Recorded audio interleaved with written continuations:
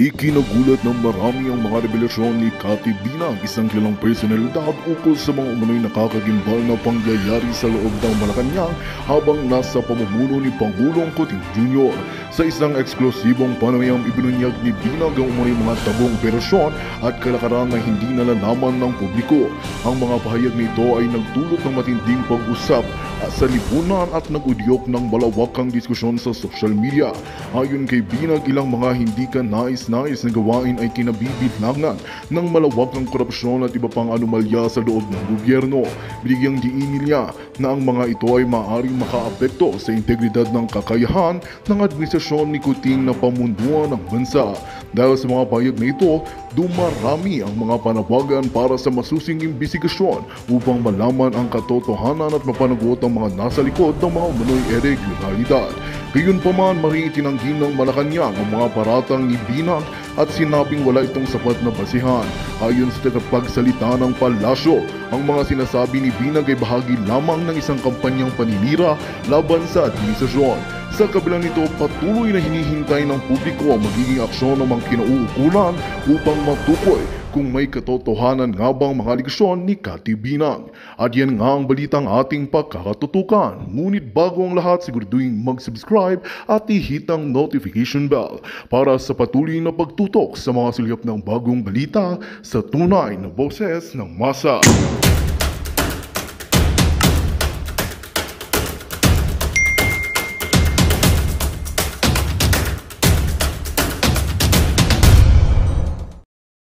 Ang daming naghahatid ng mensahe sa akin. Magagandang mensahe, rather than mga pangit. May pangit din, pero delete, block, and deadma. Diba? That's ganun good. lang, yeah. So, alam mo, this is your third interview here with Maharlika Bodjaquera. So, nung last time, kinausap kita kung meron ka bang mga death threats na natatanggap. So, ngayon, for the third time around, meron ka bang, although may nagsabi sa akin na ikaw ay ipatutumba ni Tambajudas based sa source ko, na ito daw, I don't know kung napanood mo yung yung vlog ko, pero ito yung babaeng sexy star, or not really star, basta sexy siya, at di naman sumikat. So, according to my source, ay naikwento niya sa certain Corina, I'm not sure kung ito yung newscaster, na ikaw daw ay ipapatumba o ipapagurgur.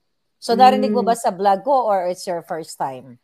Narinig ko actually. And di ba naging busy nga tayo pareho. So, parang may idea ako. May idea ako. Oh, may idea nakarating sa'yo? Nakarating sa akin. Kasi nung may nanonood sa'yo, syempre may mga common friends. Kasi yung girl na yun, hindi ko naman talaga close eh. Alam mo yon. So, parang sabi ko, well, may ganun naman talaga siyang ugali. Yung parang feeling close with everyone. Tsaka, may reputation din siyang, talagang yung mga taong walang ginagawang masama sa kanya. I think, parang because, yun nga, may insecurity siya and everything sa buhay. So, hindi niya gustong pag may kaibigan siya medyo mas okay, mas rather sisiraan niya or, gagawa niya ng story. Kasi so wala kaming problema nun eh. So kilala mo tong tinutukoy ko? Yeah, kasi may nagsabi na sa akin. Kasi very vocal naman siya na kinakalat niya. Very vocal siya. Very vocal siya apparently. Pero hindi ikaw, lang sa akin sinasabi. Pero ikaw personally, kasi ito ay information coming from my source, no? So ikaw personally, naniniwala ka ba na pwede kang igurgurin ni Tambajudas? You know what I mean? Di ba kung sino si Tambajudas? Yeah. Based on the statement, based on that statement coming from that sexy, lady or sexy star, sexy lady.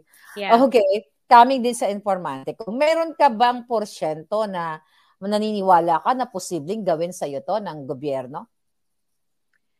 Alam mo, hindi ko masabi.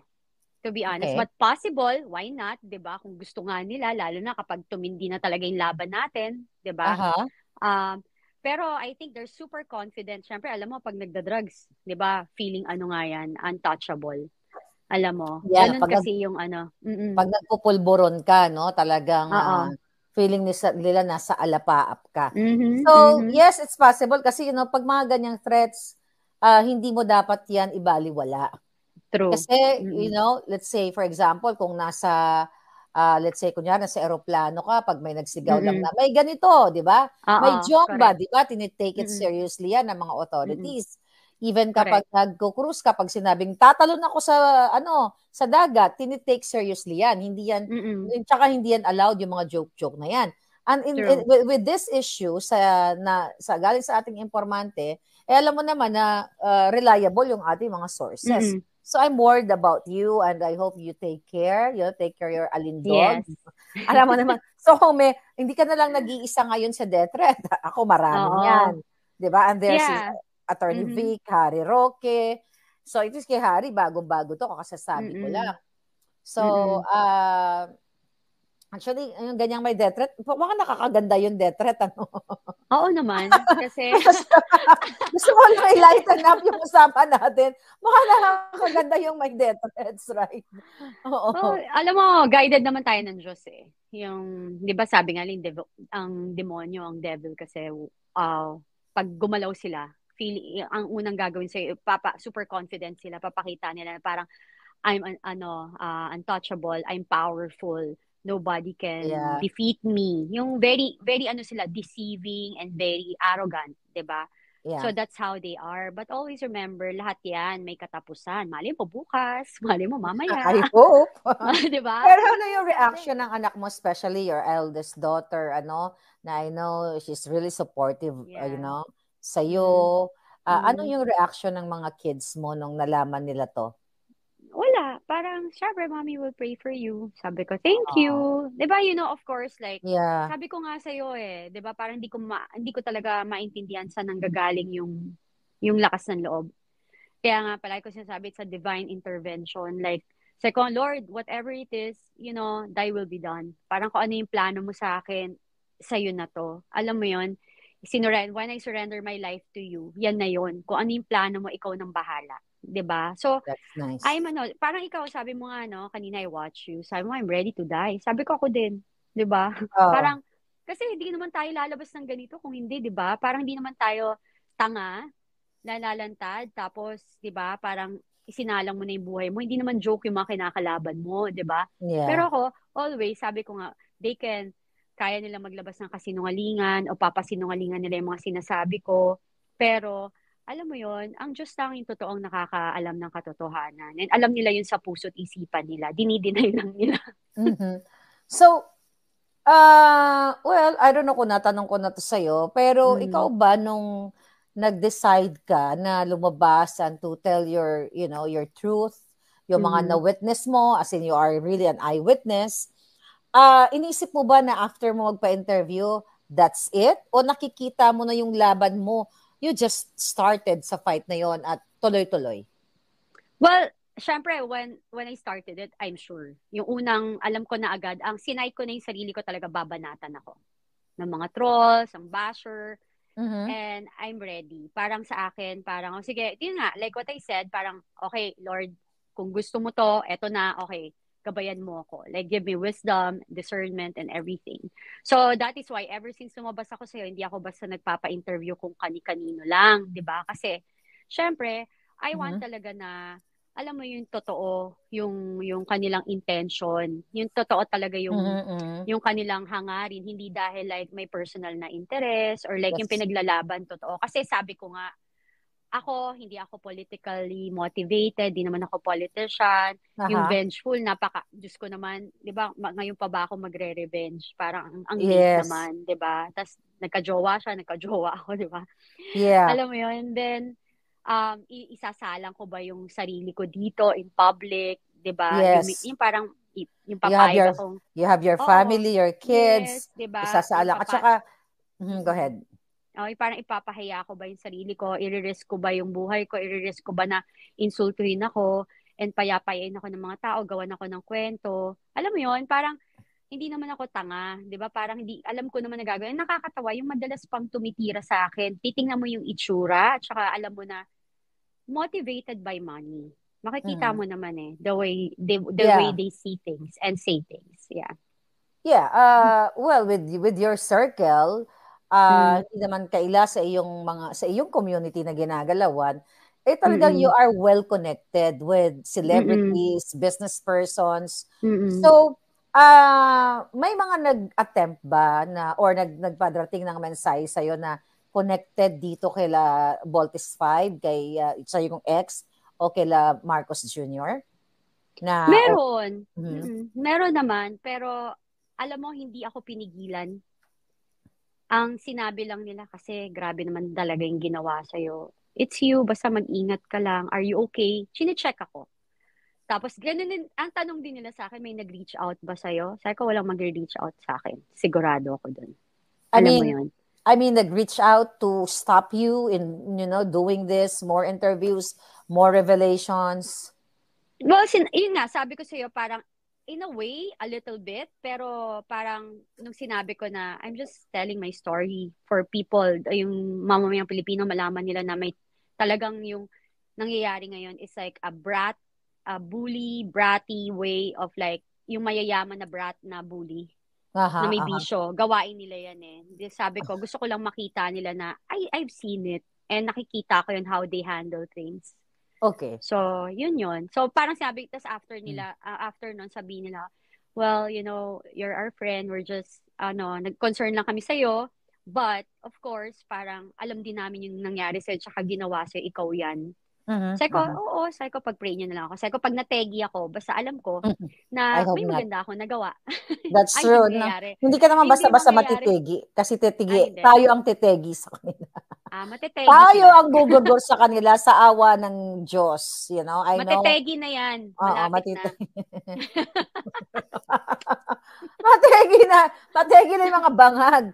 One thing na mawala na sila lahat ng power and money. Yan kasi yun eh. Yeah, alam mo, Miss Cathy, one thing I like you, kasi nakikita ko yung sarili ko eh. Saka sa'yo, sa kabila ng death, talaga nakasmile pa tayo. Ganun talaga dapat ang mga palaban. So, first forward na ako. Kahapon, nagkaroon ng quad hearing kung saan pinag-uusapan nila doon yung patungkol sa problema natin sa Pilipinas, patungkol sa pogo, sa pulburon, iba't ibang klaseng pulburon o illegal na asin. So, na-vlog ko nga kanina na yung kanilang, ang tawag ko ngayon is, hearsay witness. Kasi dinadrag o ini-implicate ang mga pangalan, particularly ang first family, na doon sa hearing na yon talagang naipaliwanag ko nga kanina na hindi nagko-corroborate o nagmamatch yung mga, hindi nagkakasunod yung mga thoughts na itong hinugot na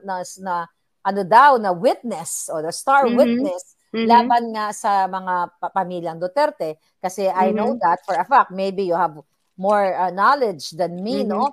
Na talagang gusto nilang itumba or sirain, gurgurin ang pamilyang Duterte.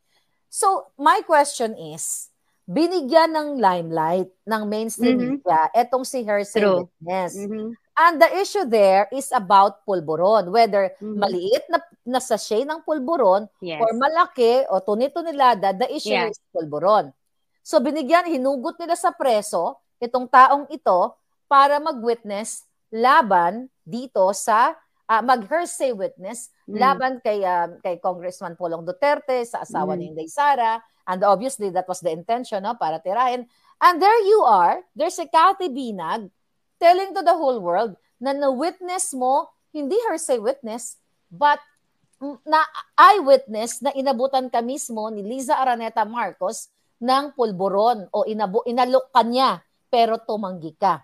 At sa maraming pagkakataon, nakita mo, doon sa mga nakaraang interview natin, itong mismong presidente ng Pilipinas na sumisinghot ng pulburon at minsan naiwanan pa yung residue dito. So ano yung naramdaman mo na ni isang mayroon namang media na nag-ano sa'yo, like the Manila Times, Semanay, and other media na hindi naman ganun katulad ng engagement nitong mga malalaking companies nito. So anong naramdaman mo na ikaw, ang usapin, pareho lang nagkukwento ka about sa first family, now the sitting president. Pero dinedma ka ng media at ito binigyan nito ng limelight. Ay, naramdaman mo nun? Kitang-kita mo na wala na talagang integrity yung government. yung mga mainstream media natin na I thought yun yung magtatanggol sa mamamayang Pilipino. Like, there's so much crime happening right now, pero mas binibigyan nila ng chance. Like, sabi ko nga, di ba, anong tawag nila sa akin? Ano ba yung paninira nila sa akin? Kabit, babae ni ganito, babae ni ganyan, may, you know. Yeah. Di ba, parang mas binigyan nyo pa ng limelight yung yung hindi siya ex-convict, convicted, di ba, na nagnakaw. Convicted, tapos, may life imprisonment? Oo, tapos parang binigyan nyo ng chance yon na ako abuse, ang tawag dito, may totoong kwento ko. Then, I'm trying to like tell you guys that this is just a start. If you will not, parang tinotolerate nyo, kahit kayo mangyayari sa inyo. Maniwala kayo sa akin. Alam mo yon, umpisa lang to, ginagamit lang kayo lahat. Ginagamit lang kayo lahat, and kung hindi kayo maninindigan, domino effect yan. Alam mo yon. So parang ako, parang sabi ko, anong merong, what kind of government we have? Tapos parang nakita mo talaga yung dictatorship, andyan na. It's like lantaran mo nang nakikita na, sabi ko nga ano bang problema nila? 'Di ba parang dahil Duterte ang feeling nila na magiging next president? Hindi nga. 'Di ba? Yeah. Ang pinag-uusapan natin dito yung corruption nila, bakit nila nagagawa mag-corrupt? Kasi nga mga addict, 'di ba? Yes. Kasi user nga, 'di ba? Kasi hindi na nga yung presidente natin nagpapatakbo ng gobyernong to. Kasi nga mga corrupt yung mga kasama niya. 'Di ba? Obvious naman look at that, what happened to health, yung natin, PhilHealth natin, 'di ba? Nag-iiyakan na nga yung mga doktor. 'Di ba? Kasi nga nagdodroga, kaya kaya nila 'yon kasi they need more money, you know. You're greedy You're super greedy with everything. Ano ba yung unang ginawa nung napaupo, 'di ba? They want to parang pahabain yung kanilang term. Second to that, pinaayos agad yung Goldenberg, party agad. Yeah. Diba? Party agad. I'll talk about party later, But sabi mo nga kanina, mas pinakinggan pa yung convicted felon. Okay? Kumpara sa'yo na isang abuse. Well, I'll talk about that, abuse. When you say abuse, gusto kong i-touch yung paano ka ba inabuso ng grupo ng mga Voltes 5 at ng ex mo. Kasi hindi pa natin masyado na na-highlight na sa taong bayan. So, paano ka inabuso ng grupong ito, ng grupo ng mga bangag?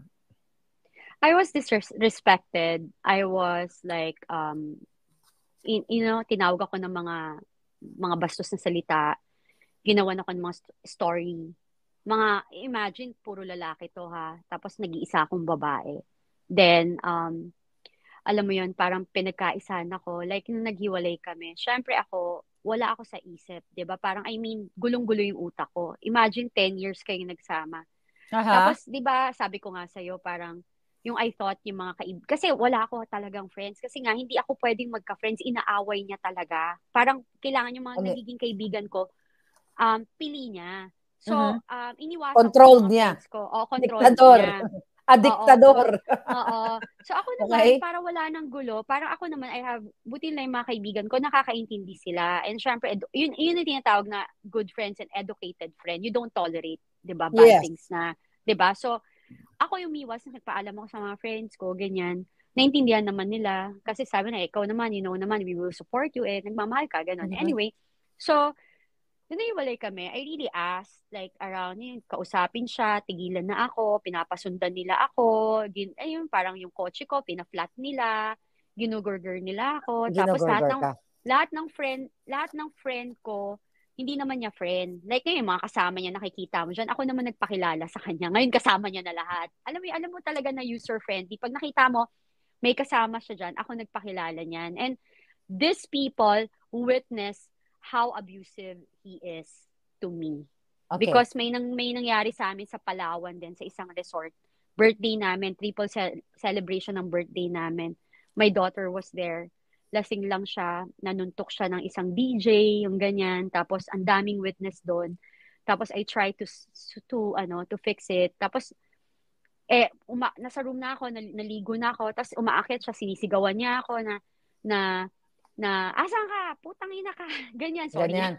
Sorry. That's okay. Putang ina mo, asan ka? ang ina ka, wala kang pakialam sa akin. And ang dami namin doon. Then, everybody was shocked. Everybody was shocked na, oh my God, parang ganito. So, then yung daughter ko was there. Nagkaroon siya na-shock siya kasi hindi sa family ng ex traumatic ko. experience. Oo, hindi, bawal magmura. Mm-mm. You get me? Parang bawal magmura. So, parang na-witness niya yan. She was really crying that time. Then,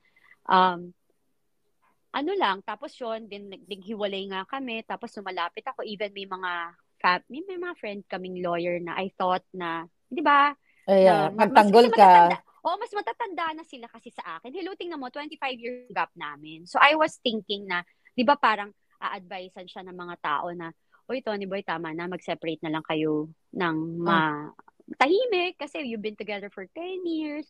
Ako kasi simula naghiwalay kami, binanatan lang ako ng binanatan eh. Ako, at first, nagalit ako.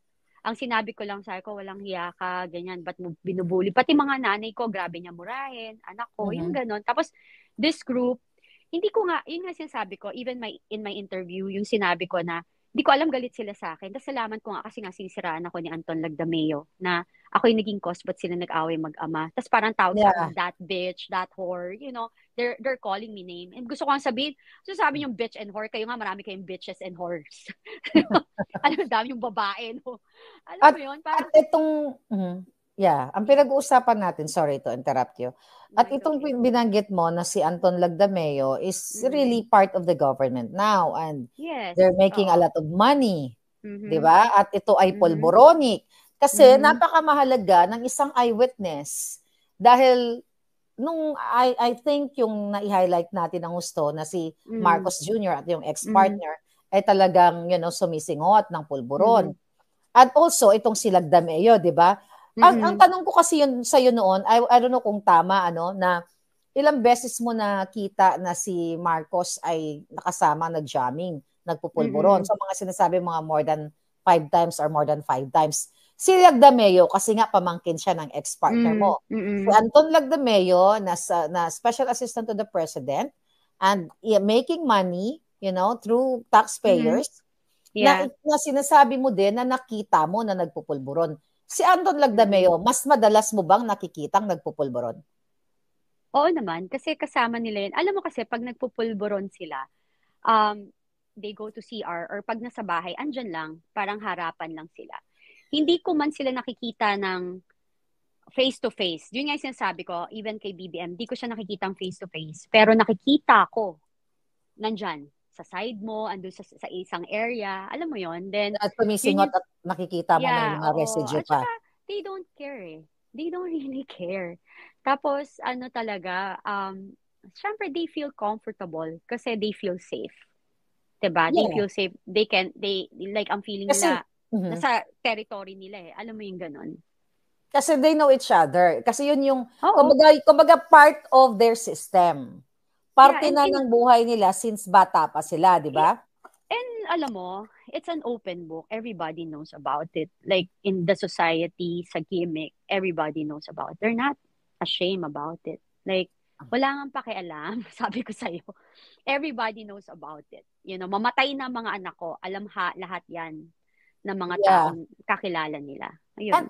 And definitely, alam ito ng mga huwad, members of the committee, yung quad is literally huwad.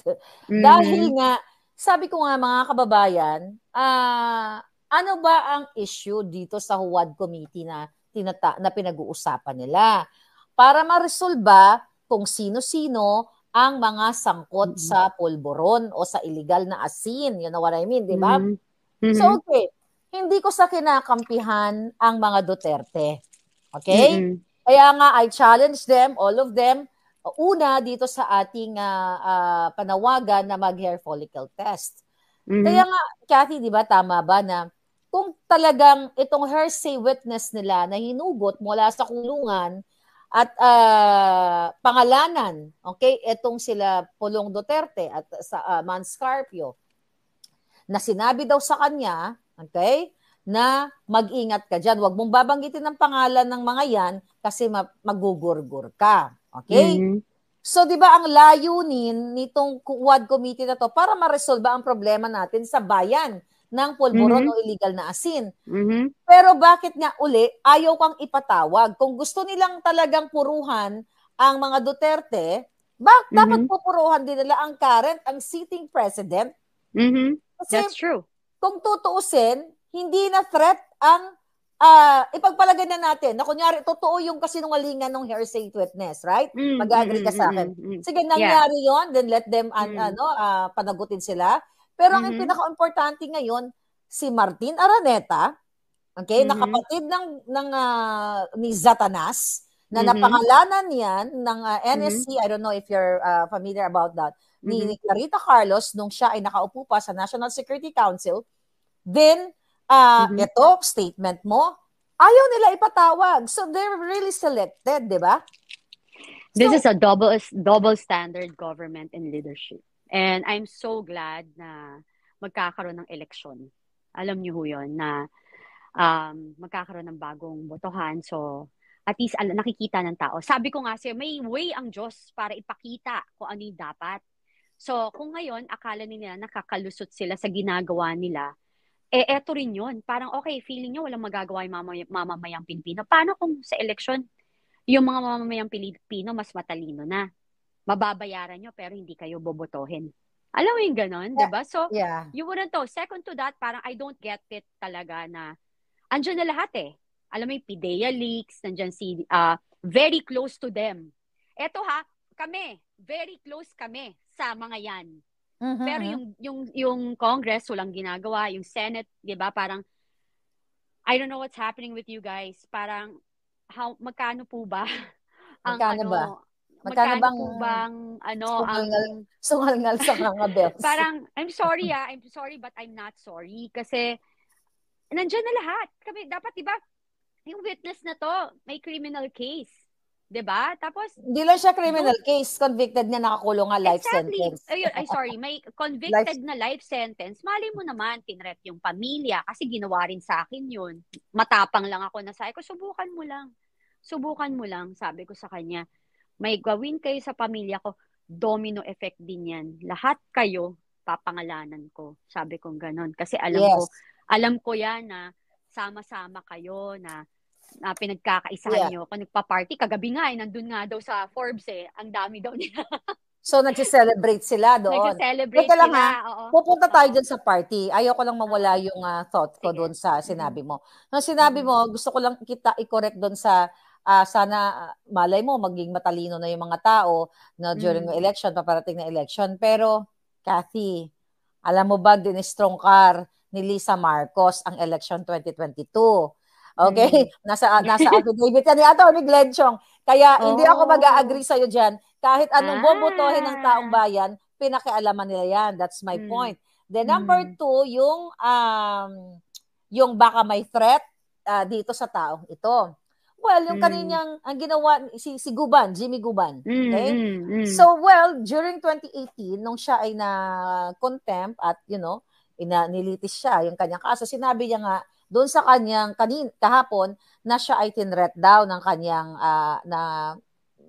kikidnapin yung kanyang anak. Sabi ko nga, kung meron mang kidnap, mastermind sa kidnapping, si Lisa yun, hindi ang mga Duterte. Okay? Then also, niretract niya yung kanyang statement nga, niretract ni Jamie Guban yung statement, maari doon katatama. Okay? Na may threat siya. O may kapalit, sabi ko nga kanina, may threat, hinugot siya sa preso, na sige, hugutin ka namin, idiin mo lang yung mga Duterte, and later on, we will pakawalan ka namin through clemency. Or, di ba?